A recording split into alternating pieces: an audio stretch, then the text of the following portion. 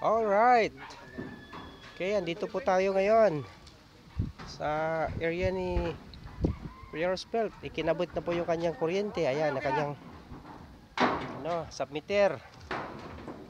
Okay. Dito po yung kanyang mga kuryente, wire. Okay, andito po yung ating veteranong electrician.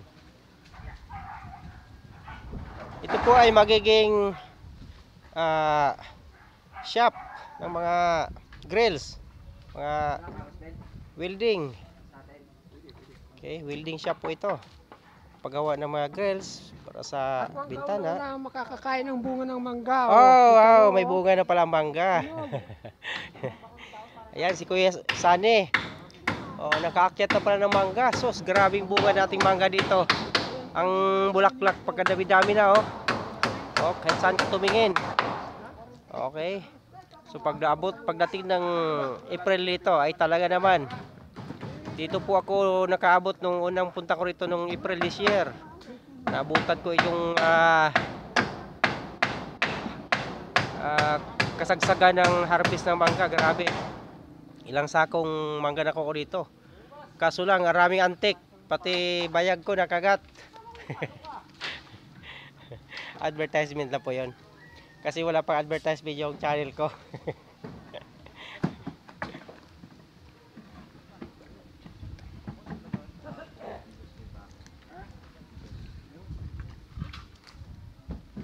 Ayan, ikinabit na po yung kanyang kwintador, kanyang metrohan. Ayan, submitter. Patunay na totoo na talaga. Meron na tayong kuryente. Eh. Ito, may bago pala akong gusto ako. Ang kanya submitter. Ito. Okay. Opo, Ito po ikakabit. Okay. Bumanda. Gusto niya ilagay. Kaya banda gilid, gilid. Yan.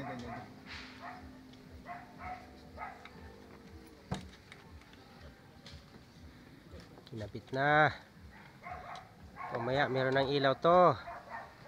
Tapos i-deliver na yung kanyang video okayhan.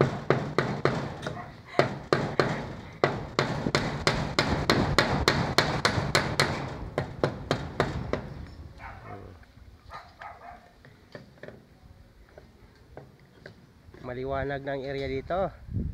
May tornilyo dyan, ano? Ha? May tornilyo ko dyan, para dyan. Tornilyo? Oo, sige, tornilyo na po natin. Okay, para sa mga kababayan natin nangarap magkaroon ng area para lalo sa mga nangungupahan. Ang hirap magbayad ng upa, guys. Pangarapin nyo na rito. Magkaroon kayo ng lote dito sa ganitong area. Ganda, daming mangga. Okay. So kanya-kanyang trabaho dito, lalo pag linggo. Ayun sa baba, meron na sila doon. May mga pamilya na nakatira na. Kasi meron ng tubig eh. Linya ng tubig. Meron ng linya ng internet ano sa taas. Ng puno ng mangga. Ang pinaka good news, may kuryente na. Okay. Bibo na ito, marami na mag-video okay dito.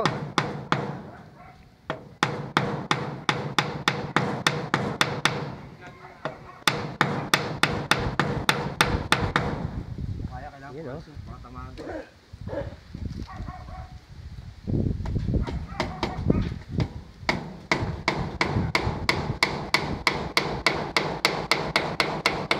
All right.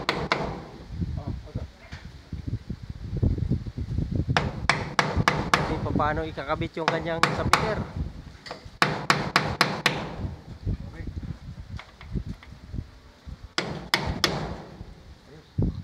Ganun lang pala yun.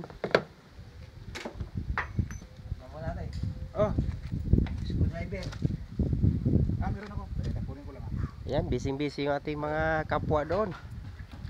Naghuhukay ng Putulin ko muna. kalsada. Inaayos para malagyan na ng kanal para hindi maagnas yung mga tambak-tambak sa gilid. Okay. So ito po ang aming area dito. Tulungan po talaga kami guys para guminhawa ang buhay. Hayahay. Ayan. So mamaya po, update po tayo mamaya. Okay.